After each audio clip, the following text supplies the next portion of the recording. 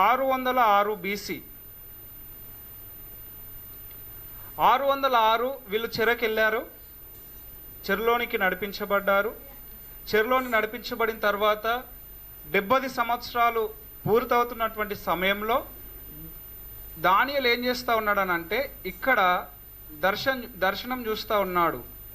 70 సంవత్సరాల ముగింపులో చెర,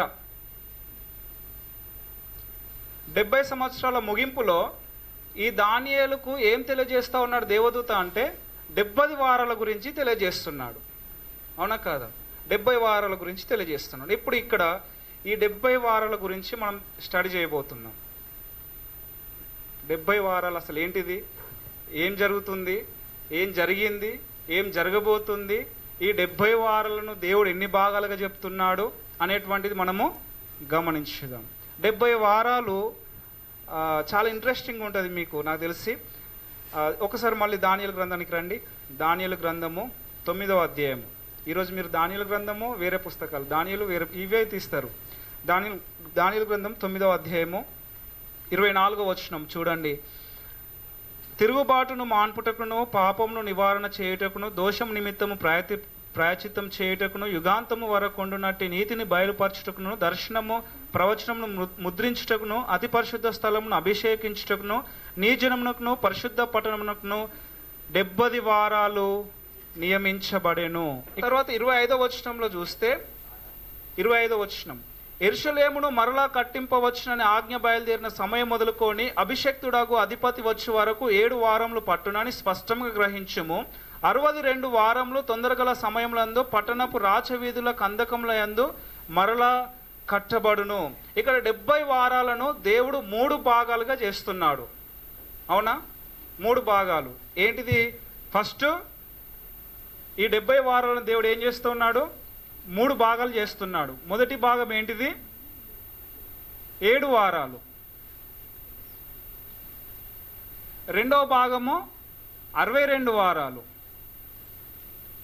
27వ వచనం చదివితే మనకు 3వ భాగం అనిపిస్తుంది, 1 వారం. అవునా?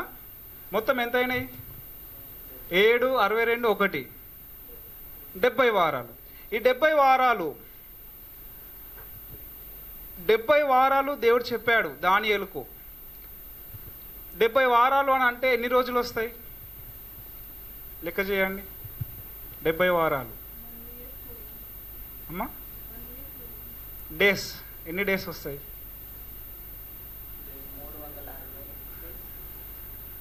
ఎన్ని డేస్ వస్తాయి?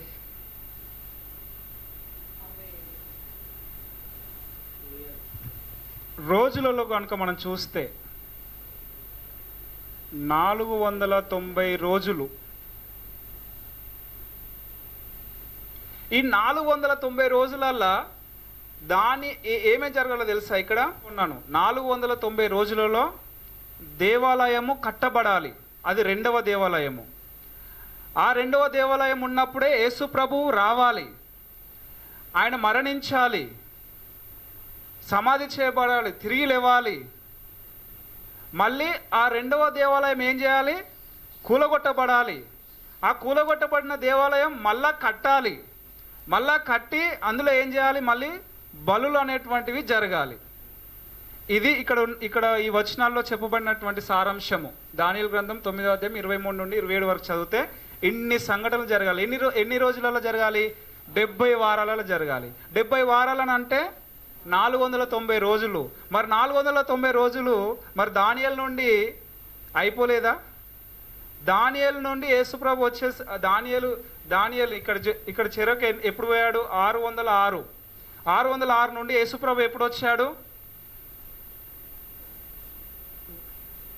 క్రీస్తు పూర్వం క్రీస్తు శకం యేసుప్రభుతోనే డివైడ్ చేయబడింది. మరి 606 సంవత్సరాలు అంటే 0. అంటే 600 సంవత్సరాల తర్వాత యేసుప్రభు వచ్చాడు. మరి ఈ 490 రోజులు ఇంట్లోనే అయిపోయినాయి కదా? అయిపోయినాయి కదా? 70 వారాలు అయిపోయినాయి అక్కడికి. ఇది మనం కామన్గా అర్థం మనం ఏదో న్యూస్ పేపర్ చదివినట్టు చదివితే మనకి ఇట్లా వస్తుంది లెక్క. కానీ మనం ఈ లెక్కను అట్లా తీసుకోవద్దు. ఈ లెక్కను 70 వారాల లెక్కను జస్ట్ 490 రోజులు దాని యెరూషలేము కట్టబడిన దగ్గర నుండి యేసుప్రభు వచ్చే వరకు 490 రోజులే పట్టింది అని అంటే కాదు. 600 సంవత్సరాల గ్యాప్ ఉంది యేసుప్రభువుకు దానియేలుకు. మరి 70 వారాలను ఎట్లా గ్రహించాలి మనం? అందుకే ఒక మాట ఉంటుంది, మొదటి తిమోతిలో రాసిన పత్రిక ఒక్కసారి చూడండి.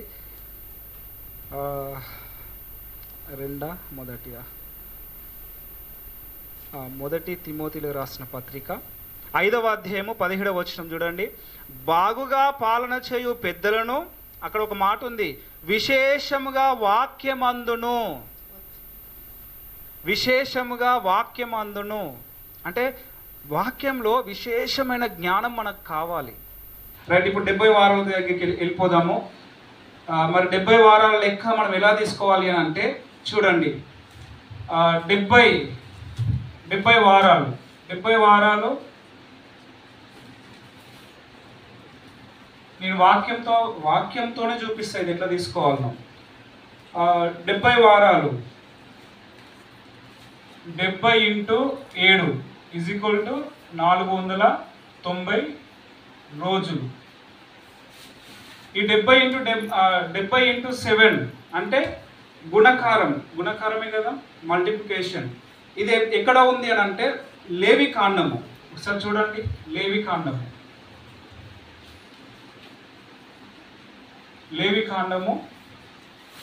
25వ అధ్యాయము 8వ వచనం.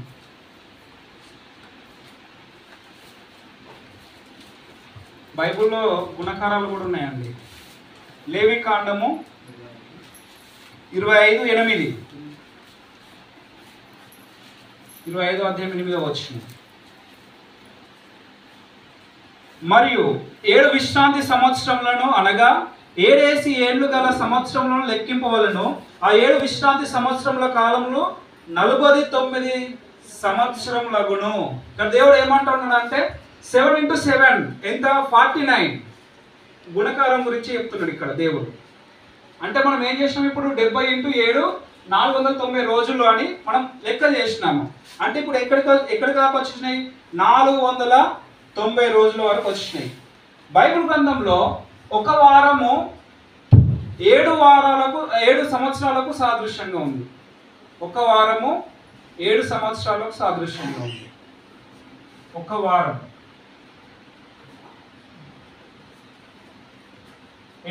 ఎన్ని సంవత్సరాలు? 7 సంవత్సరములు. ఇది ఎక్కడ చూస్తాం మనం అంటే ఆది కాండము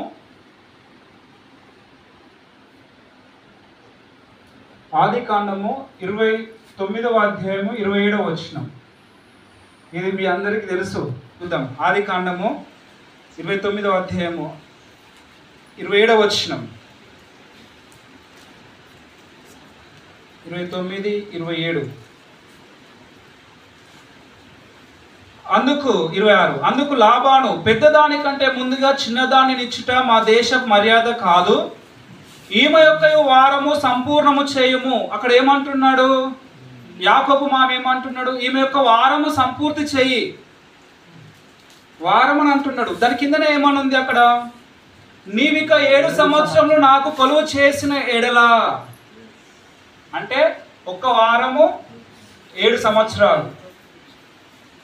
బైబిల్లో మల్టిప్లికేషన్ ఉంది. ఒక వారము 7 సంవత్సరాలు అని రాయబడింది. తర్వాత ఈ 490 రోజులు అని అన్నాను కదా, ఈ 490 రోజులు 490 సంవత్సరాలు. 490 సంవత్సరాలు చూడండి.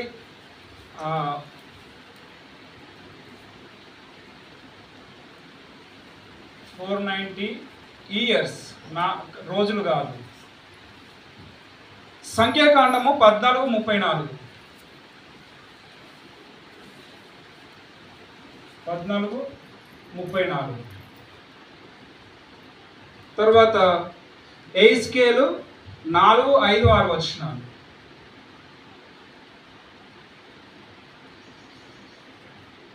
4వ అధ్యాయము 5, 6 వచనాలు ఒకసారి చూడండి. సంఖ్యాకాండము 14:34.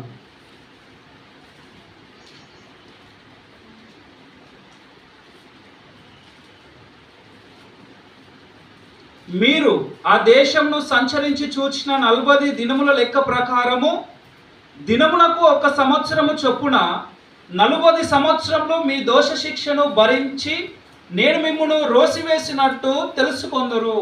ఇక్కడ దేవుడు ఏం చేశాడు? 40 మందిని కొంతమందిని దేవుడు ఏం చేశాడు? 40 రోజులు వేగు చూసి పంపిస్తాడు. అవునా కాదా?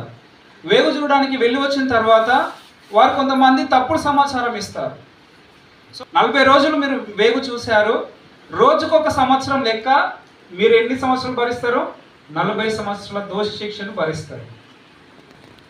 అంటే 70 × 7 చేస్తే 490 డేస్ వచ్చింది, రోజులు వచ్చాయి. ఒక వారం చూసుకుంటే 7 సంవత్సరాలు అన్నాడు దేవుడు. రోజులు చూసుకుంటే 490 సంవత్సరాలు అని అన్నాడు దేవుడు. ఇప్పుడు ఈ 70 వారాలు అంటే అర్థమైంది 490 సంవత్సరాలు. అర్థమైందా? వ్యర్థమైందా? 70 సంవత్సరాలు అంటే 490 సంవత్సరాలు.